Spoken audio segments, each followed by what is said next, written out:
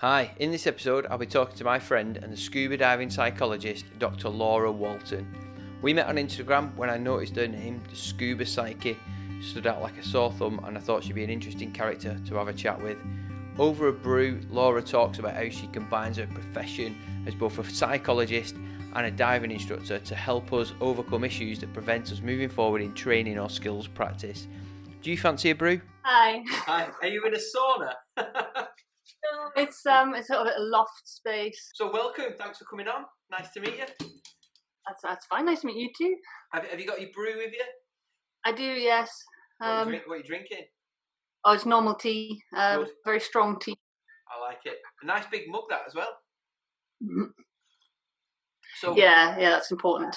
Yeah. So how long have you been out of the water? Have you been diving since you've been able to at all, or? No, I haven't. I've not really kind of thought it's been that easy to kind of do it in a way that's been safe. So I haven't yet. Yeah, I've been the same. Yeah. Whereabouts are you in the country? I'm in Northumberland. All right. So yeah, in Hexham area. So I normally dive up kind of Eyemouth and St Abbs and Leadenhall and things. Well, like I said, thanks for coming on. I really appreciate you giving me a bit of your That's all right. Thanks for asking. It was a bit of a sort of spontaneous. I just said, "Oh, it sounds really good," so I'll join in. When I actually meet people who kind of come and ask for help, and I kind of do work with them, they generally are coming in this kind of place of I know this is really unique, this difficulty that I have, and it's like I don't think that you can help with it, and I'm like, yes, that's what I do, because it is actually quite unusual to specialise in kind of scuba diving issues as a psychologist, and people have got really stuck, and it's, to me, it tends to make a lot of sense, what people are going through, and I can help with it. So I'd quite like to be able to just people know that I'm just there if it becomes useful. I first came across. My daughter's studying psychology. She's doing psychology at Liverpool University. Yeah, you mentioned that. Yeah. But actually, the term, the psyche of a diver, I heard it about 2 or 3 years ago when I learned side mount with Gary Dallas. Oh yeah. And I don't know if you've ever done any courses with him, but his technique is completely different than any other course that I've been on. I've used different agencies throughout the qualifications I've achieved. Yeah. But his was so different. Yeah. So literally, it's a 3-day course with him, and day one, I remember coming home and my wife says, "So how was it?" And I'm like, "I don't know." My head was just ready to explode because everything I thought I knew, he'd sort of unpicked it and tried to reason, why do you do it like that? And largely it was just because that was the only way I was taught. I'd not thought about the methods involved and the methodology of how we do things, and perhaps the reasoning why things go the way they went, whether it be, dramas underwater or feelings outside of anxiety. And he really did hit on that. And then there's a podcast from New Zealand called Speaking Side Mount. Have you heard that? Steve Davis. I've heard a few of them. I've heard a friend being on them and things. I caught hers, yeah. Well, sort of like the second or third episode, Gary was on. And he talked about one day he's going to write this book called The Psyche of a Diver. And it does flick switches. I'm not a psychologist. I'm not, I don't know anything. I'm not even an amateur one in any way, shape or form. But it intrigues me and interests me enough to want to talk about it and have a discussion. And when my daughter comes round from uni, obviously she's not been for quite a while because of all this COVID stuff, but she just doesn't open up enough for me. I want to know what she's learning about, and it does interest me, but she just doesn't want to. Teenagers, and they don't want to tell their dad anything, so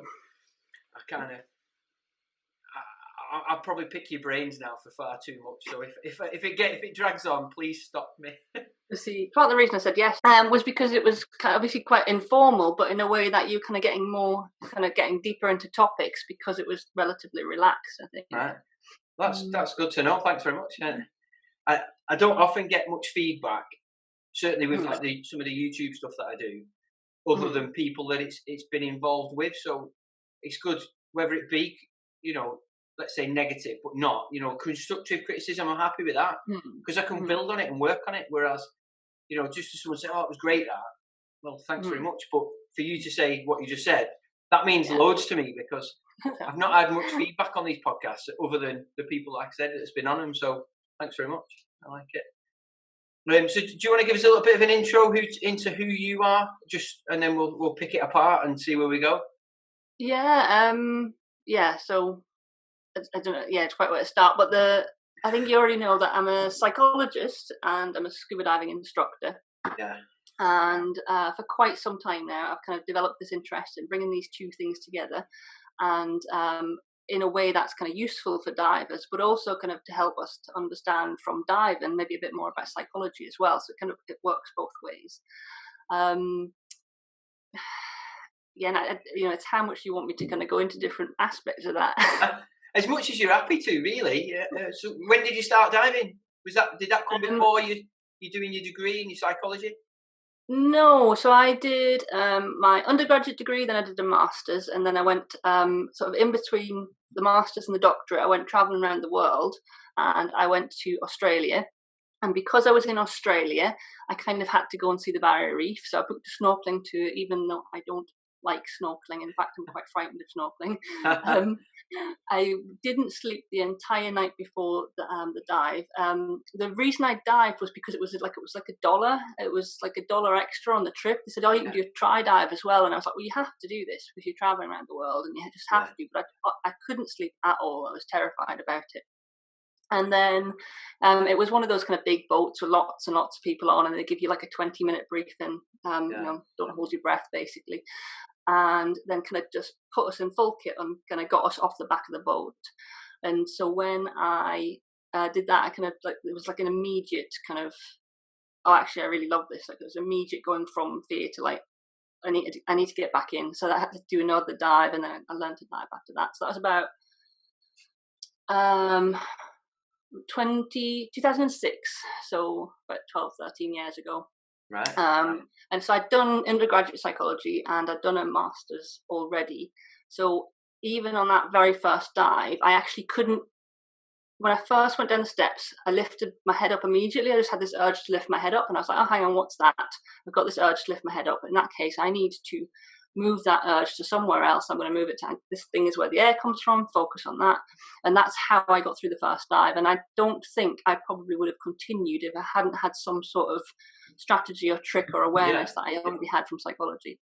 So I don't think I'd actually be a diver if I hadn't had that kind of background anyway. Yeah. Yeah. So your first dive was on the Great Barrier Reef? Mm-hmm.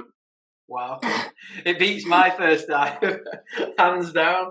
The guy I interviewed last night, his was, where did he say it was now? The Maldives. So after he got blown up, he sat there in surgery and whatever, and when he woke up from his coma, his surgeon says to me, if you recover from this, I'm taking you scuba diving and we're going to the Maldives. How good of a reason to recover is that? He's like, oh, yeah, okay, I'll recover. And he did. So I'm pretty jealous. 2 people now have had much better first dives than me. Yeah, I don't know if it really, you kind of, it sort of sets you up in a different way though, because after that I went to learn to dive in Fiji, and then I dived my way around the South Pacific, and then I kind of came back, and it was like it's kind of quite a way to start, and then UK very quickly downhill. Sort of. Cause I love UK diving, but yeah, when you first start, you're kind of wondering, why you're just swimming around in the silt and you can't really see anything. But then once you get into it, and we've got the most amazing diving around our coast, because I dive up a lot in Scotland, and we've got incredible wrecks and walls there. Really world class diving up here. Well, that's kind of the reason I bought a camera, is to appreciate more of what is in the UK. I think I'm very much a typical or stereotypical sort of lad when it comes to diving. I just seen that next, and just keep plodding on. Where my wife, she'll sit there for 5 minutes looking at that first thing and enjoy that. So I'm burning through my hair dead quick, and Ali's still like, "What do you mean? I've got 150 bar left." Yeah. So I've certainly slowed down and become more methodical, and certainly a better diver, but taking on more of what's in the water of the UK. And I agree with you. We've got some phenomenal diving in the UK. Just need to get out there and do it more a little bit quickly. Yeah.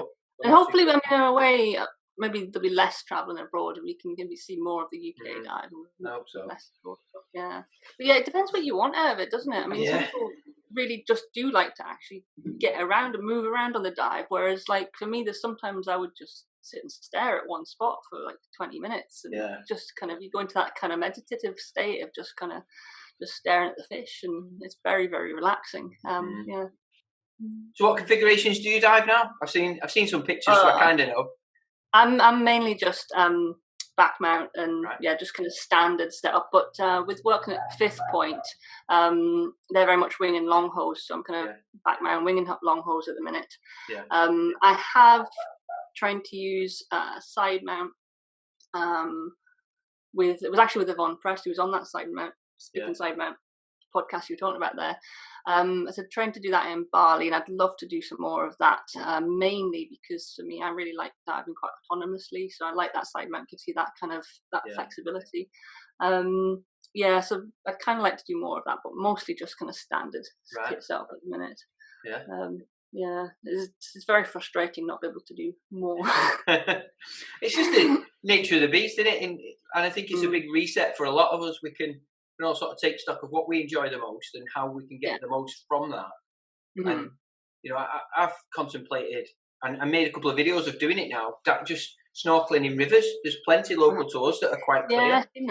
And honest to God, the first one we did up in the Lake District was like diving in a bottle of Bombay Sapphire. You know, the colours of the water. It was, like that sort of turquoise colour. Oh, it was beautiful. It really was. And then I've been in a few others since then, which are pretty bad, to be fair. There were nowhere near as nice. But, that's one of my plans for this year. If we can't really get away much, it will be trying to sort of see what we can do differently. So I think it's quite fun.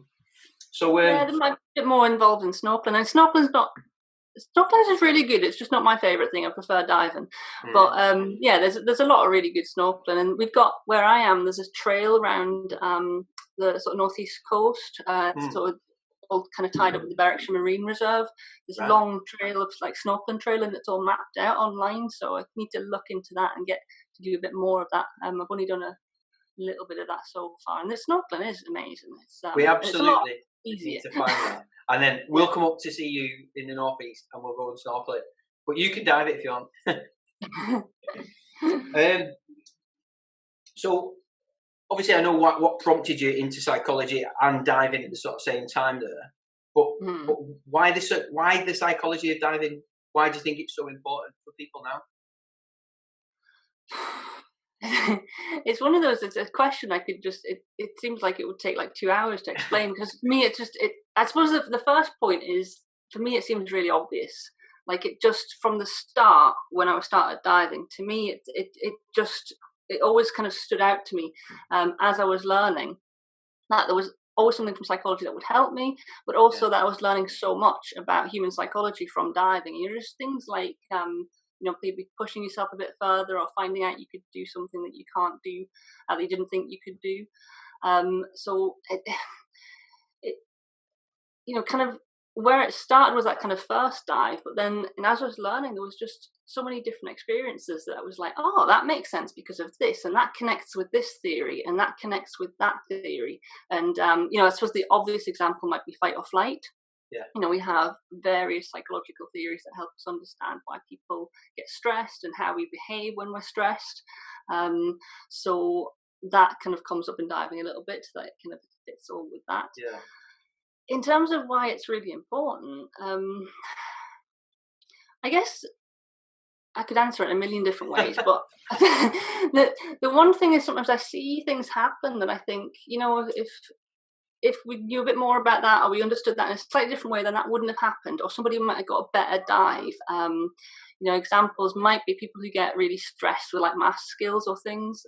If we knew a bit more about how that worked, then maybe we could get more out of it, and that wouldn't happen. It's such a big topic that it takes me a while to kind of core answer to it. Well, we may have to have about 7 episodes of you on there to answer one question. But I do wonder a lot, how I can improve, because I don't perhaps feel like I worry or I get too stressed about a situation. I kind of, maybe the soldier in me kicks in, whatever happens, we're just going to have to crack on to get through that situation. Or I just don't let it beat me up. I'm more excited And I don't think it's a nervous excitement. I just sort of get on, whereas people I dive with seem to allow that situation to beat them up a little bit and become nervous. So on a selfish way, I'm interested how I can improve me in a way that I don't really think that I need to improve. Does that make sense? You know, because things don't worry me, but if maybe I should be worried, or maybe I should be slightly nervous or, you know, standoffish of a situation. Maybe I'm putting. Well, there's very worries a thing that there's very little value in worrying. It's a process that just takes energy and isn't helpful. So it's not that anybody should worry more. You know, but what I suppose it's awareness you may be thinking of about things that you maybe would be useful to be aware of. So I guess that kind of comes back to your other question about why psychology is useful. It's things that we probably would really benefit from being aware of, that kind of are in the courses a little bit, but that we don't spend a lot of time on. So concepts like task loading and situational awareness, and also how our brains function underwater, like how our perception is slightly different underwater, and how our brains process information differently because we're breathing gas at depth. So it's all of those kind of different concepts, and they're all kind of interlinked as well. How would that, in many ways, a lot of the things that are about improving are about kind of improving these skills, and the things that help from psychology are often kind of the stuff that's about the more emotional aspect of those reactions. You know, I mean, one of the classic things for a lot of people is not wanting to try and do something because they can't do it, or because we are frightened we're going to fail, or we're not going to be good at it. And it's you kind of end up in this kind of loop where you're kind of trying to get away from that discomfort, but actually, in order to be able to do those things, you kind of have to be uncomfortable and get on and do it. Which is something in your background you already have a lot of training and already kind of used to doing that to a degree that most people don't even need to get near. But it's one of those, a big question like that. How do I improve? It has to be more. It's a kind of specific aspects of that that you think would be. Well, certainly. In listening to your answer, there's certain things I could pick up on. So situational awareness, I definitely could be more aware of some of the situations, because perhaps I view it, some situations, being an instructor, you think you pick up on it, but having not dived for an awful long time and not been an instructor for an awful long time either, a lot of these situations I find myself in perhaps might be new. Now, unless I know the person pretty well, I might not pick up on little characteristics of their nerves. Yeah, I think, and I've been guilty. Certainly, when we first started diving, me and my wife we learnt together, and I'd see her faffing with the kit quite a lot, and not really pick up on that was sort of like an anxiety or a nervous thing within her.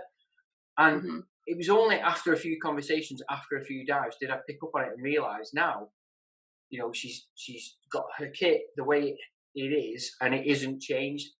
Now our kit configuration was evolving for the first few hundred dives that we went through.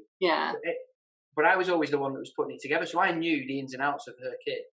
She didn't, perhaps. So she was putting it on, and it was all new, and I was trying to tell her where it was, but she wasn't perhaps as aware. So that increased her anxiety or her nerves.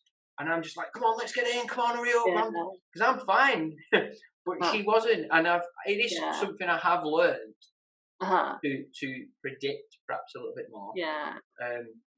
So it's an interesting point actually, because I think it's something that's really important in instruction, but also just diving with anybody, is that we don't always put ourselves in other people's shoes. You know, it's an extra perspective to take. You know, when we often see things from our own perspective, and it's hard to kind of put ourselves in somebody else's. As you say, you don't necessarily know that the faffing around is due to nervousness. No. And for somebody else, it might not be. For somebody else, it might be just what they do. Just the norm, but it's tapping into something that I think is really helpful, is to just it's that slowing down and being more present, you know, like a bit like underwater when we slow down and breathe a bit more. It's just generally kind of slowing down with people and trying to kind of just take that step back and, you know, diffuse from, I'm thinking, you know, this is going on, when actually it could be something entirely different once we slow down and listen to what the person's saying, observe what they're doing, and just, you know, ask a few questions.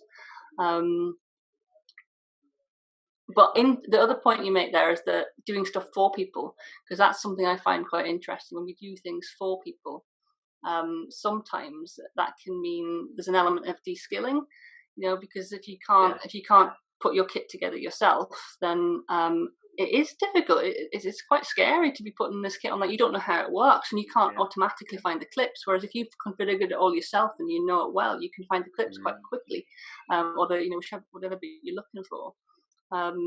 So some of that is about how passive we are and how active we are as divers. And that's going to vary as to what people want to be like as well. Because for some people, it's diving is a very recreational activity where they want to relax and want things kind of set up for them, whereas a lot of people, the relaxation comes from all that configuring and tweaking and working into it, and that's the relaxing part of it because it takes our minds off stuff. And people are very different. I'm definitely the latter. I love faffing with kit, mate. But like I said, we've kind of evolved through that phase of every dive. Our kit configuration was slightly different. Now it's very much standardized. And she knows it inside out. So we have moved through that, but it was sort of trying to notice that those were issues and try and work on them for the good and benefit of us both. So now she loves her diving, whereas before she used to almost hate it. And I'm glad she still loves it because she's moved into loving it, because I think our relationship's stronger for it, because we do a lot more together. Whereas I guess some relationships don't. The couple don't do a lot together at all. Maybe it's hard work for them. Well, you see that quite a bit as an instructor, don't you? When you're teaching couples or families and things like that. I know we've had, in the past we've had say fathers and daughters learn to dive when they're quite little. Like maybe their daughter's 12 or something, and it's been something that they might want to do together. And then she's coming back from university years later, and they're diving together. And at that point, sometimes it's quite nice because maybe you can go on holiday where the daughter can't quite afford it yet and that kind of thing. But it's an activity people can do together and get a lot out of and relate in a different way than you would, for anything else, I guess. I've tried to get my youngest into it. Well, I've got 3 girls, 3 daughters, and none of them are interested at all. So I suppose it's hard sometimes because girls just want to be girls, and I'm very much, wanting to be doing dirty, messy stuff. They're just not interested. They want clean nails, loads of makeup. So typical. So what would you suggest are the most common dramas people come to you with? I use the word dramas. You know what I mean? Issues. That actually the point that people come to me for individual support, it's usually they've kind of got stuck with their diving. Usually there's an anxiety, stress, sometimes panic component, but I wouldn't say it's always panic. No.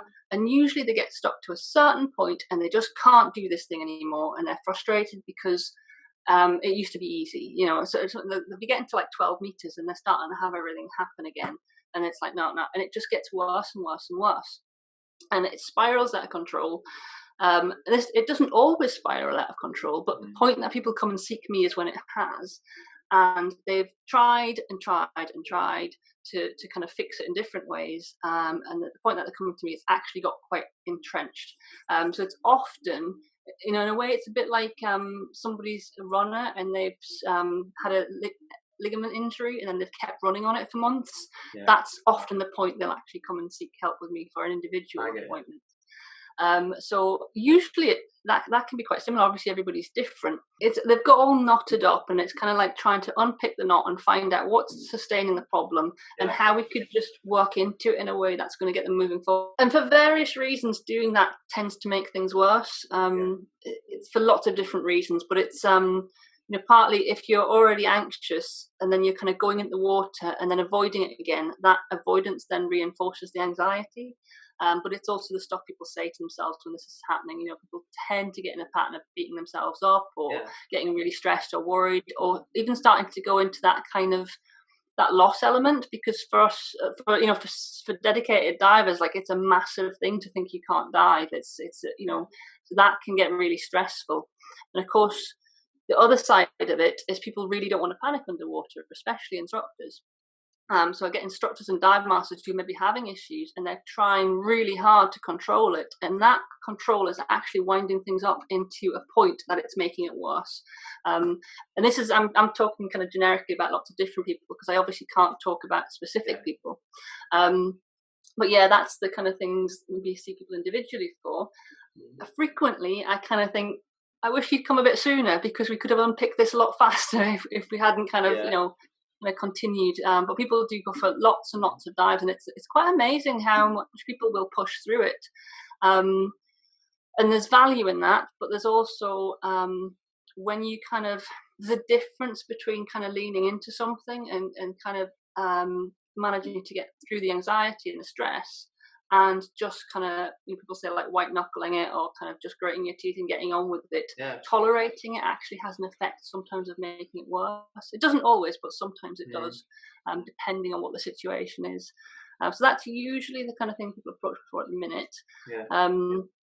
There's obviously people I kind of meet and see out who, sometimes it is that kind of maybe a traumatic or distressing dive incident, and it's the kind of fallout of that. Yeah. And a lot of what you kind of see is sometimes stuff that's kind of come through training, or maybe not accessing enough training, not accessing enough diving, and the anxiety and the stress and the nerves are still there. Yeah. But people haven't had the experiences that kind of help them kind of overcome that. So sometimes I'm sort of maybe more directing people to instructors to do things that way. Obviously that's people who see me clinically. So if it's somebody local, they can come and dive at this point. So how do people sort of commonly come across you? Well, I came across you through Instagram initially, just through whether you liked a picture of mine, or I saw a picture you'd liked, or I'd seen you and I thought yeah. I'll have a look what's going on there, because your name, what was it, Scuba Psyche, is it? Yeah. That intrigued me straight away. I thought you would be who you were, so I thought I'll have a look, and then we had a chat. But how do you find your clients, if that's the right term, or your patients tend to find you? Yeah, or students, because I do kind of big education component as well. Yeah. Mostly, I think website and kind of people kind of stumbling on it from doing online searches. So people put in things like panicking when diving. That's one of the search terms that comes up. So I have various articles on that, so people find it that way. I write for PADI, so I've got people contact me via having seen something on the PADI blog. Yeah. Or word of mouth, friend of a friend kind of thing. But actually it's very, very little known, because it's something that I'm kind of developing. There aren't, I've met an odd kind of psychologist who might have seen the occasional person who's a diver and it's related, but I don't really know that many people who are doing it as a specialism, attempting to kind of offer psychology specifically for divers and around issues that divers specifically experience. And it's, so mostly people don't, and the ones that do, like I said before, they're like, I don't know, I don't think you can probably help with this, because they don't know that it's possible. Because if you try a psychologist who isn't a diver, there's just so much they don't have access to, and also just the time that would be involved in explaining the situation. We can, our language as divers, we can talk to each other quite quickly about what's happening.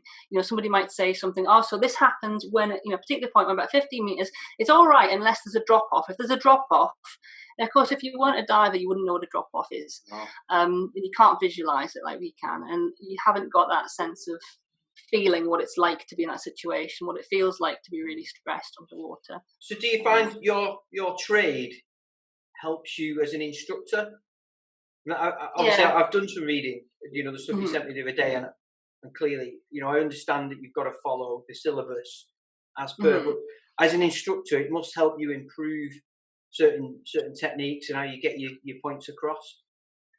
Yeah, like I said, I kind of say I when I'm an instructor, I'm being an instructor. I'm not a psychologist, but I can't really switch it off at the same time. No.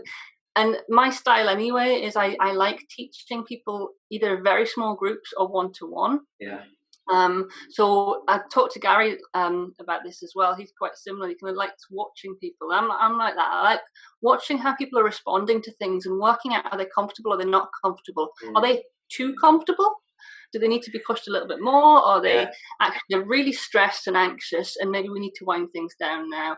I like kind of watching that. I suppose one of the things that really helps us as psychologists is having that understanding of, that kind of internal state, like you were talking about before. If somebody's kind of fiddling around, are they stressed? So I kind of think quite a lot about, is somebody, well, I wouldn't say I think about it, I suppose I'm just aware of it a bit more. Is somebody kind of, are they in a really wound up state? Are they kind of really wound down and relaxed? And where is that going to take them in terms of their learning?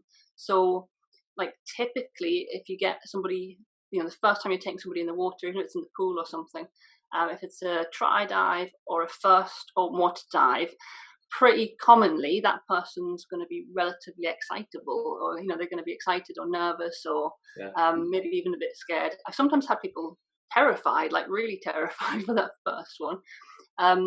And how you introduce the skills and when you introduce them kind of is really important in terms of that how wound up somebody is. So if you try to teach somebody to clear their mask when they're still really, really wound up, that can have quite long-term effects. So I kind of, I don't know, I guess because for me, it's quite intuitive, and I'm kind of drawing a lot on psychological models and theories that I know about, but mostly I am kind of doing the syllabus and getting on things.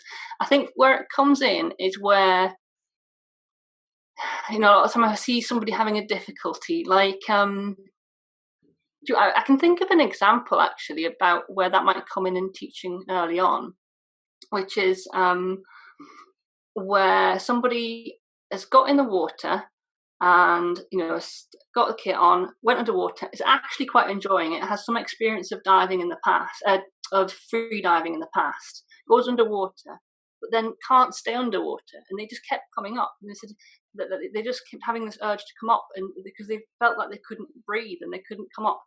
So I worked with them, I think when I was a dive master, so I worked with them one-to-one for a little bit and just got them swimming around. And what was happening was that he would keep coming up when he was comfortable. So he's swimming around, and then he'd come up and say, I'm fine now. And I'm like, right, okay, go back down and stay longer. And this time stay until you're comfortable, and then continue until you're kind of starting to get bored, and keep going. Because what was happening, he was kind of going to the point where it was kind of okay, then coming up. And that was becoming like a habit, like a pattern. It's just like, just not staying down for long enough. So it's just little things like that, just trying to encourage people to not form habits that aren't going to be helpful to them.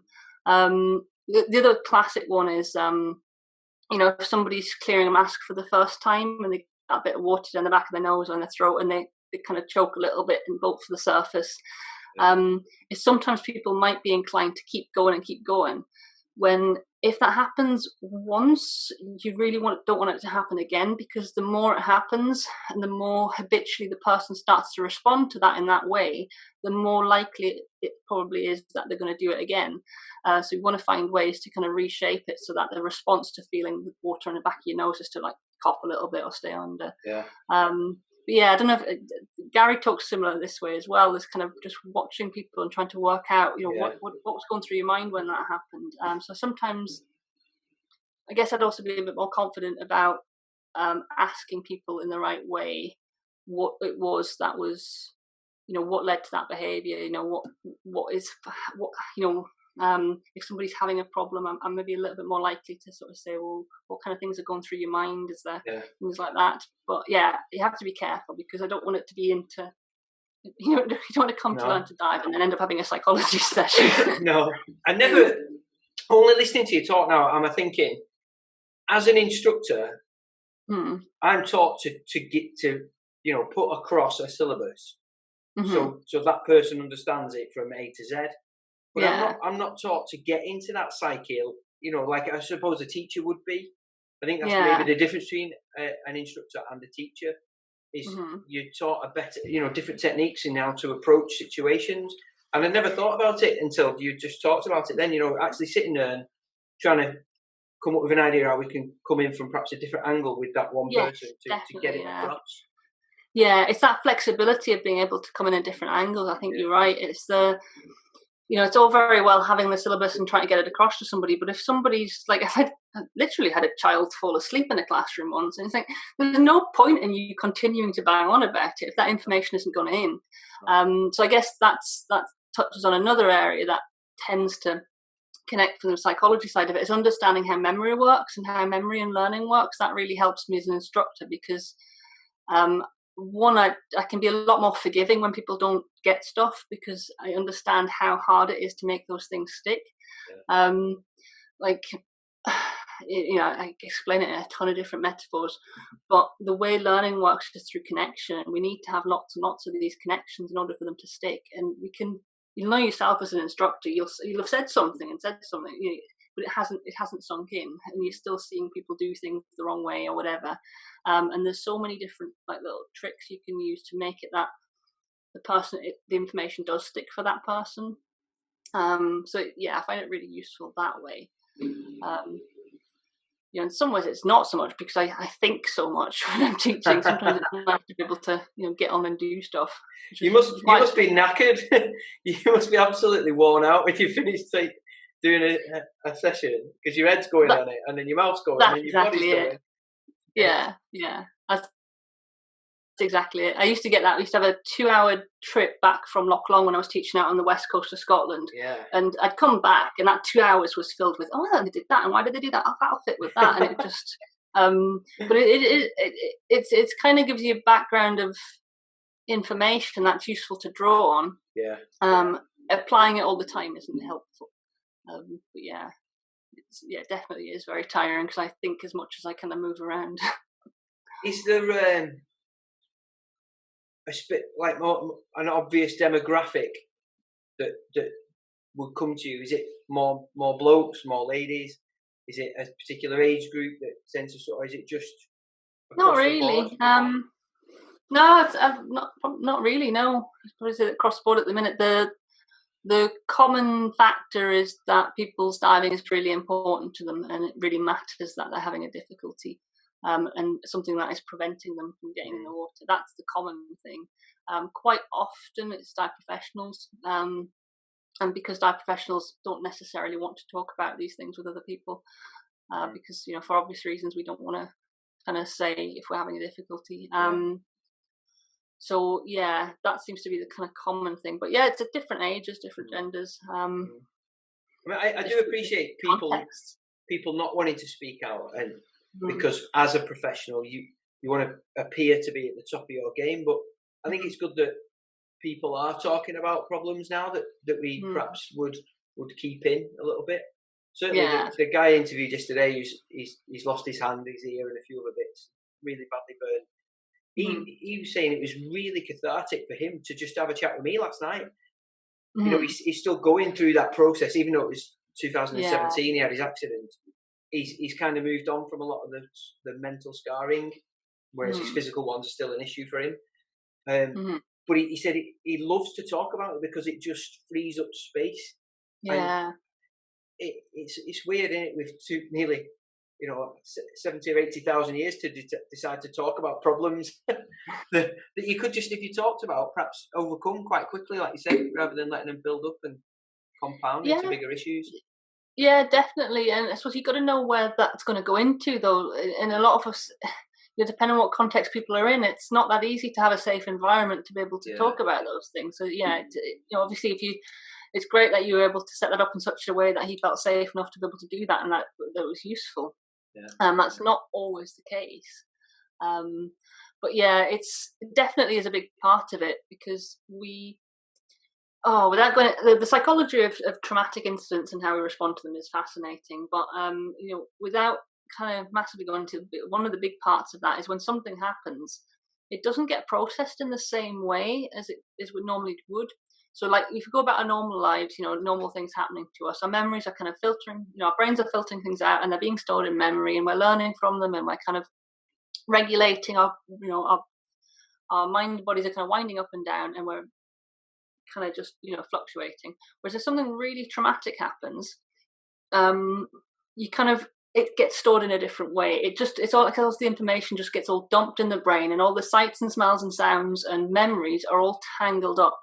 So talking about them and talking through them is a big part of it. I mean, I'm sure you know yourself from your military experience the value of having to be able to actually, talk about what's happened in the day with people that understand. We have this system in place called TRIM, Trauma Risk Incident Management. So, for instance, we were in an IED, so an improvised explosive device. Our vehicle got blown up. Fortunately, nobody was injured. And within like an hour of getting back to camp, we'd speak to someone just to sort of dump, fire it all off. I need to take notes, whatever. 24 hours, you'd have another chat and maybe get a little bit more off and try to process it that way. And then a week later, and then a month later, and then 3 months later, and it was kind of good that way. I became a trim practitioner, but we're talking 7 or 8 years ago now. And I'll be honest, it was more of a numbers game. They needed so many people per unit to be someone that someone could come and talk to. And to be honest, it wasn't. It was just you dumping to me and me writing it down. It was never me counselling you. But at that point, that's not what's needed anyway. Yeah. As you say, the important thing is just being able to just kind of run through it, start to process it, start to integrate and understand what's happened. Which if you don't do that, it just kind of goes round and round or gets suppressed, and But unfortunately, well, look at it two ways. Fortunately, I didn't have to ever use those skills that I'd learned because we'd not really gone through anything of that nature again. But unfortunately, we didn't either, because it was something, like I said to you at the start of this, it does quite interest me, although not enough to have gone to university or whatever to do that. So, have you got any top tips that you give anyone that really, short of, just send me an email and I'll help you. You know, if somebody was coming across a problem. In terms of like general top tips, the kind of things I'd be talking about, things like learning the correct technique in the first place, practicing it in like really safe environment like the pool or in a tank or something like that, getting feedback, getting, all the normal stuff that you'd expect if you're learning a skill and doing it. But there's clearly something a bit different going on there, which is around kind of a possibility of a fixed thought around, this is something I can't do. And once you believe you can't do something, sometimes you just keep going at not being able to do it. So sort of revisit the fundamentals of that skill. As safe as, even if you were just pulling it out in 2 meters of water, obviously you're not going to deploy it very far, but really going through the motions at the point where if you do have that ascent, you can just pop your head up and then build on that to the point that you're deploying. The key thing would be to not continue repeating doing the wrong thing. So it would be kind of about looking at what's coming up when attempting to do it and seeing yourself going down that route again. Why is it going the wrong way? And kind of needing to stop that in some way. This is kind of one of the things that you asked me before about what I would draw on. If I was in the tank with somebody watching them do this is where it would come into, why is that happening there? What happened when that happened? Why did you, why did I see this change? Why did you buoyancy drop at that point? What was going through your head? That I could do. I don't do that kind of thing very often because it's not that easy to set up. But in terms of, attempting to unpick it yourself, I'd definitely say it's the increasing the safety and making it like a pool thing so that there's time to work on it. It is different for different people. Some people really benefit from having the space to play around with it and work out themselves. Some people really benefit from having somebody else kind of watch and go through with it and kind of do it in a different way. I wonder if it might be worth potentially even learning different techniques that she hasn't used before to maybe break the cycle a little bit. I get that. Because there's a billion different ways you can put up an SMB. Yeah. It's hard to say for a specific person without knowing and without watching, without kind of, because what I'd probably do if somebody was asking me that personally, I'd be trying to find out what was going through their head, how long it developed, what started in the first place, when did they first notice that it happened, what is it that's kind of keeping the problem going. Probably what's happening is it comes to the point to put up the SMB, there's then that stress of, this is the thing that I can't do. In whatever form that comes in, this is the thing that I can't do.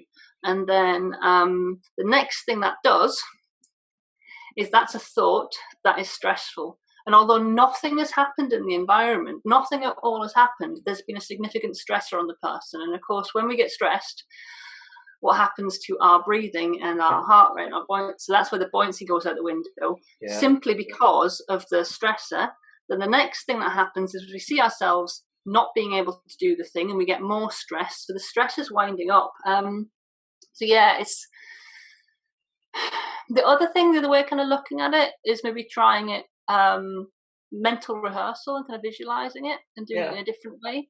So the important thing about mental rehearsal is to do it well, and to see yourself doing it well. So that might be something I would add in. To condense it down to top tips for a specific situation is pretty hard, because it's like, and this is why the psychologist was always about kind of assessing and trying to find out the different things and then work out what the best route's going to be. But it's a bit like what I said at the beginning. I'd be kind of picking that out, working out how the stress could be less, which might be, there's useful psychological techniques like stepping back from that thought, kind of trying to get less attached to this thought that comes up, to start accepting that it isn't going to be perfect. Because sometimes that's what's happening. It's that the stress of not doing it right, the stress of getting it wrong. But again, I can't say for a specific person what's going on, but I'm starting to kind of, as you can see, I'm starting to, you can't see what I'm doing with my hands, but I'm starting to kind of draw out this kind of timeline of what's happened. And there's obviously a habitual response developed that is, this is the thing that I can't do. So that causes some stress. The stress increases as you're kind of winding up into a slightly more, not anxious or stressed, but it's just a slightly more elevated state. That changes the buoyancy and the breathing. The buoyancy changes a little bit. Oh no, that's evidence that I can't do this right. And now we're even more stressed. The buoyancy gets even worse. And then of course you just can't do it. But there could be something else going on. It's a bit like, I think a lot of people don't realize that psychology is a lot like mechanics. It's like somebody brings a car in that's got a problem. You kind of want to unpick it apart and see what the issue is before you can kind of enact the solution. Top tips are something I can do generically, but not always. No, I do think you've answered my question there. I certainly understand what you're trying to do in that timeline. I think that's probably the best way of explaining it. Go from start to finish and see where it starts to elevate that feeling towards where it's going wrong. So I do get that. I suppose I can condense it down to two. One is increasing the safety, working through it and learning this, making sure the skills actually learned properly and developing some confidence in it. The other thing might be doing it with somebody else. I don't know. Is it always with you, or is it? No. There's quite a few. There's quite a few of us that dive together. So you could try it with somebody else. Yeah. What I've tried to do is make a point when we come up to our safety stop, is not so much drift apart, but just not look at each other. Because obviously, when you are facing each other on a safety stop, you naturally move your fins a little bit, so you end up head bumping anyway. So I try and I'll face one way, and she'll probably face the same way, so we're side by side. So I'll do my thing, and which I've practiced it on every single dive, so I feel competent at it.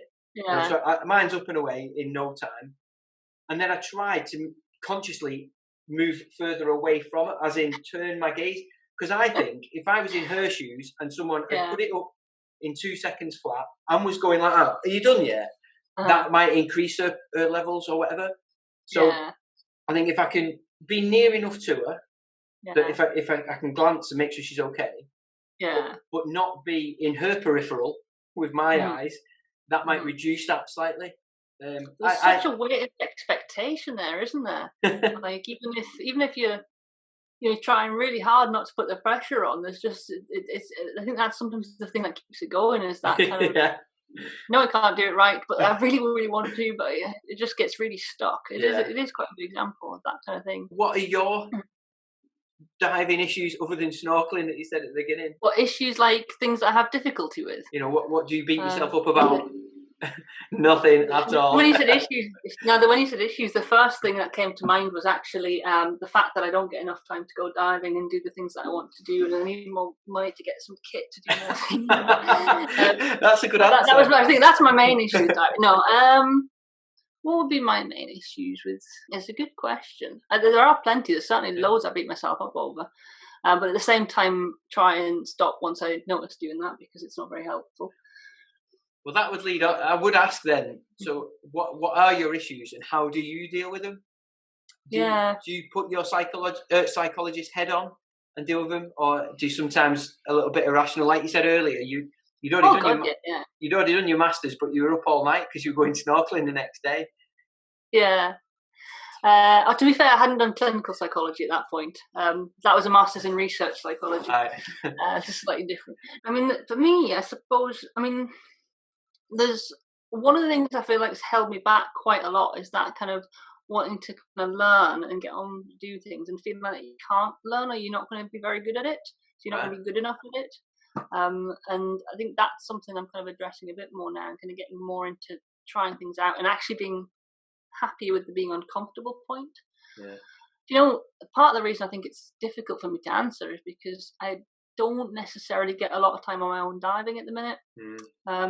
So I spend a lot of time teaching.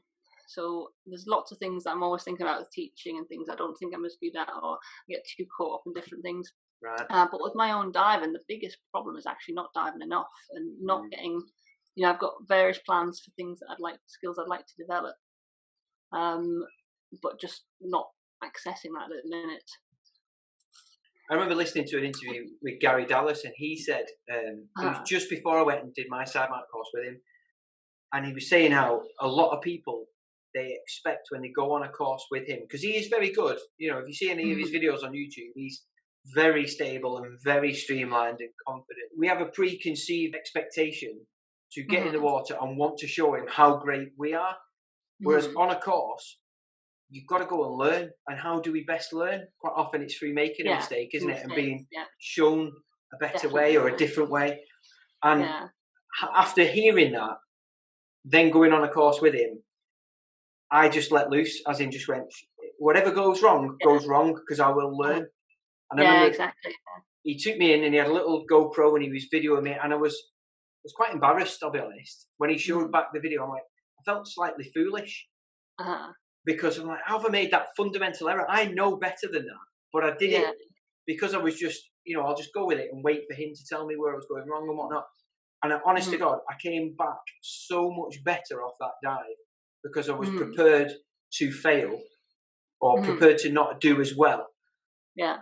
Whereas on other courses, not having that understanding before I went on the course, I kind of beat myself up on the course because I'd done terribly when I expected to do really well. Do you know what I mean? The different sides of the two. I'm kind of jumping away from questions slightly, but I notice that all the time with students is people really do beat themselves up, and they always think they're doing the worst. Like, you know, most students think they're doing the worst, and I find that doing one-to-one quite a lot because they don't have anybody else to look at. But that's one of the things I always say as instructors. I really want to see mistakes. So you make as many mistakes as you can, especially in the pool, because it's a place you want to make them.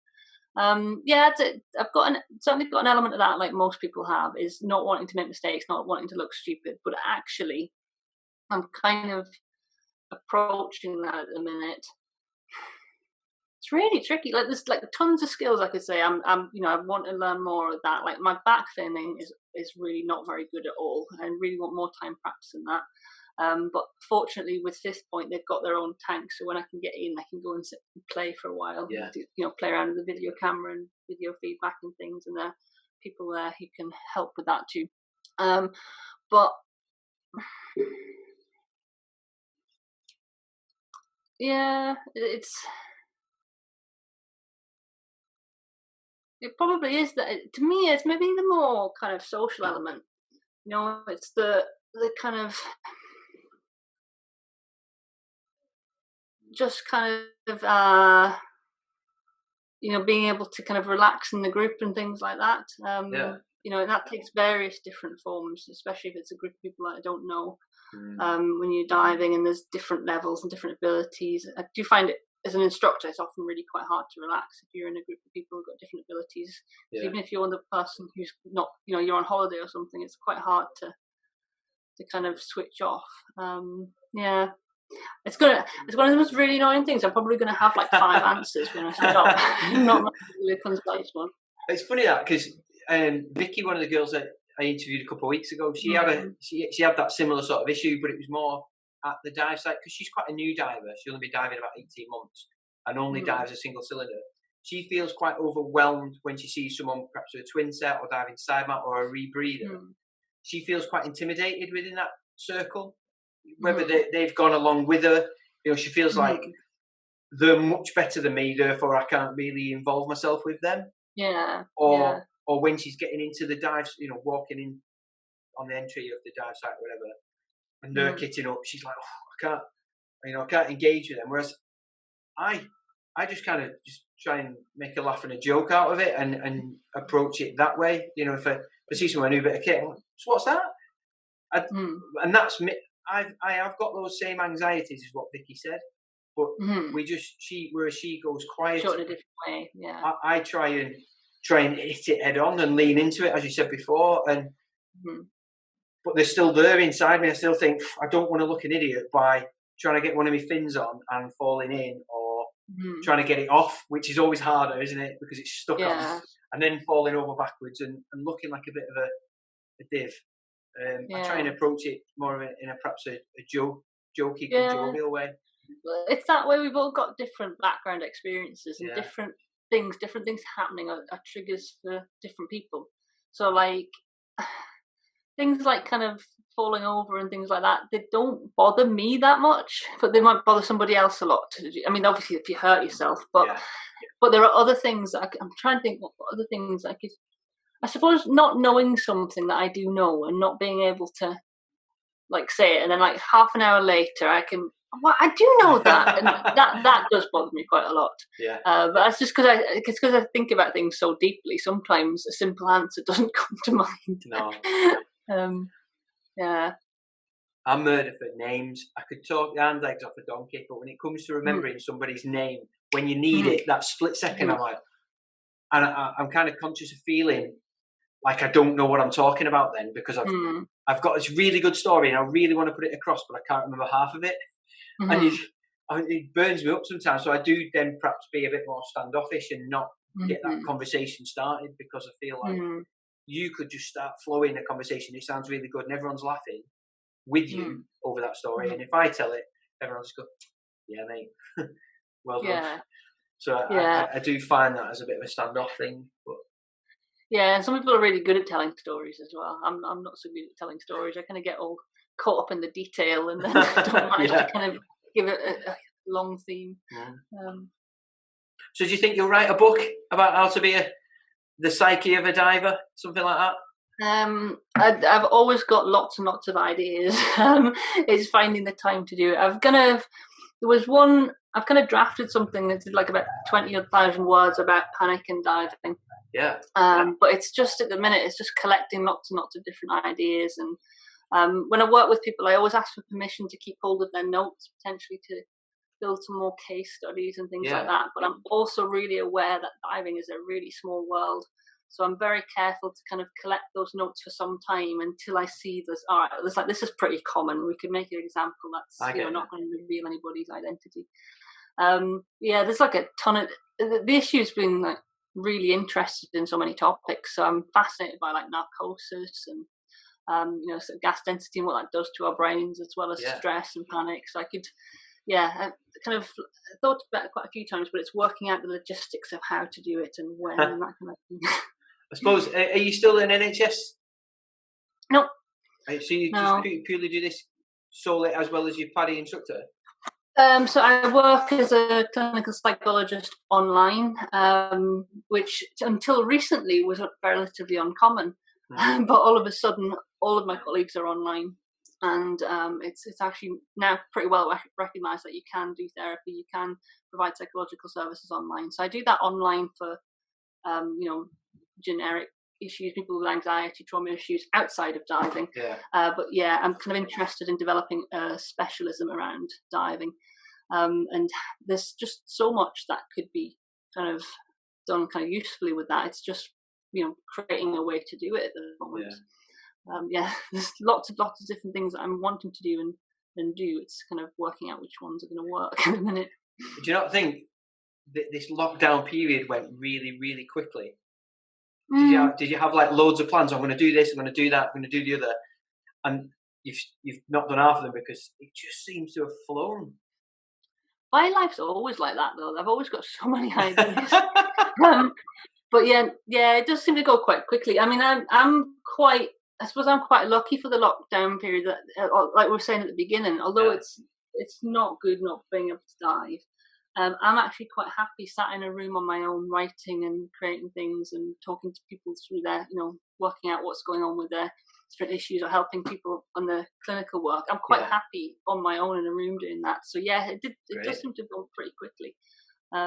So I'm like, I'm lucky that for me coping with that isn't too tricky. Whereas I think for a lot of people it is quite difficult to be. There's definitely been some people that have been immensely unfortunate during that time. So have you got any plans if and when all this sort of blows away? Let's say when 2021 starts, have you got any big burning desires to go diving somewhere that you may be putting into practice? Everywhere. I don't know about specifically. I mean, at the minute, I'm actually really missing like the west coast of Scotland and up north in Scotland because I haven't been for so long. Because I used to dive up there, in the wrecks and that, so doing 30, 40 meter dives, and that was for quite a while. And then I've kind of moved away from that. So I'd love to go back and see, up in Loch Allen again. But yeah, I'd love to travel everywhere and kind of and dive. My plans in terms of plans for diving are actually more around training that I want to do. There's quite a lot of different aspects. For you personally? Yeah. So I'd really like to do a lot more of my own diving. There's a few things I want to do as an instructor, but there's also, I really want to spend more time on my own diving and to have,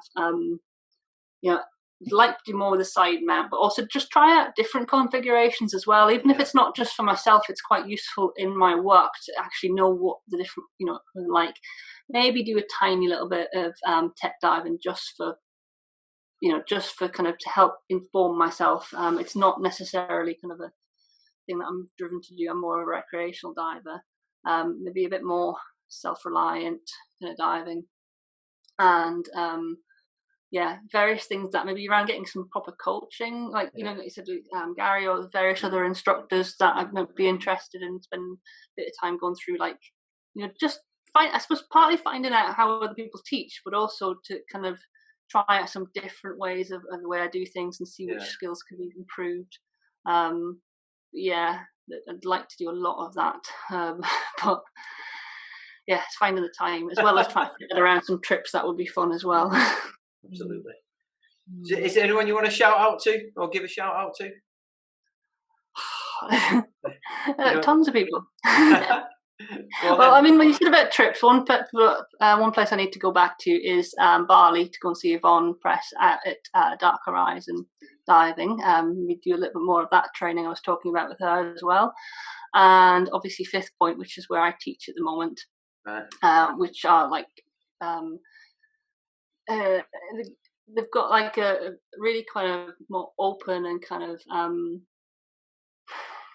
fun kind of approach to diving, and with a lot of time to kind of work through stuff with people there. So I really enjoy teaching there, and they kind of put up with me taking forever to make sure that people are taught properly, because I sometimes find it a bit tricky. I like to spend lots of time with people. And Deep Blue Scuba up in Edinburgh as well, and all the people there. But there's tons of people. Like I said, diving's a small world, so lots of people. So much like where do you want to go diving? Everywhere. Who do you want to say hello to? Everyone. Yeah. Everyone. Yeah. It's good though, isn't it? It's such a small world. You always know someone who knows someone. Oh yeah. Well, thanks very much for coming on. I really appreciate your time, and believe it or not, I am genuinely fascinated by what you've talked about. I hope it comes across that way. And the only thing is, there's always more I want to say. And sometimes when I do the question, I'm like, I'm going to get it across correctly. It's partly why I spend so much time writing courses and things like that, because I tend to do things better in writing. So I like to. There's just so much more to it as well, and it's fascinating. Well, I'm just hoping to kind of be able to, having too much work editing, but also I tend to kind of start talking and then I kind of go off somewhere else. But it's nice to have this is the first time I've actually even attempted to be speaking on a podcast before, because I find it quite intimidating. But I think it was just the way you asked it. It just seemed so relaxed and kind of just having a chat that I can talk about diving. Well, that's what I liked about what I was saying earlier, the guy off the SAS show. it is just like him and one of his mates just chatting away. But they cover so many, and it's not like he's pressurising for that. So, what made you feel like this? It just, so I've heard you've done this subject, I heard you've climbed this mountain or whatever, and he just lets his guests just rattle on about it. And it seems such an easy conversation and quite interesting to listen to. Yeah, and that's to me, I'm really short of time a lot of the time. Like you're saying, you just can't fit. But actually, there's a lot of people like yourself who are doing, we're doing a job that you actually want something to listen to, or just want to listen to diving during the day or in the evening or on your commute or whatever. Yeah. And that kind of thing's ideal, just people chatting away, like the same way you might chat if you're in the pub or something. Yeah. It works. Yeah. Well, hopefully it does, because we'll be on episode 11 or 12, I think, by the time yours is out. So we'll see how it goes on. Yeah, it all works out. I'll have a listen to it. I'm kind of like, like I said, I've never done it before, so I'm like, I don't know how it's going to come across. I usually kind of script and edit myself when I'm on video. I tell you what's interesting. I'm big into the statistics of it, because I want to see where it's going and what sort of subject seems to be more interesting to people. Obviously, I'm at very early days. I'm only doing it a month and a half, maybe 6 weeks or whatever. So clearly, I've not got a big base of people listening. But the interviews I enjoy more don't seem to be picked up as well. But we'll see. Maybe in a year's time, I might look back and it might be really well balanced. I don't know. It might be unique. It might be the people who are a bit more like you and what you're interested in haven't quite found you yet. Yeah, perhaps. Or something about the way you interact when you're interested changes how people. I don't know. You have to, like you say, you have to look at the pattern and see after you've got data. It's hard, isn't it? Right. Well, let's go and have some dinner. Nice one. We'll make some dinner. Well, I really appreciate your time. I've said it a few times, I know, but I really do. I'm very grateful for you coming on. And hopefully, I enjoyed having a chance to talk about one of my favourite subjects, so it's good. Good stuff. All right, well, hopefully we can get in the water again soon, and take it easy, and I'll speak to you nearer the time as it's coming out. Cheers. You too. Have a good evening. You too. Bye-bye. Ta. So that brings to an end episode 10 with Dr. Laura Walton, the scuba diving psychologist. Links to all the things we've discussed are in the podcast notes.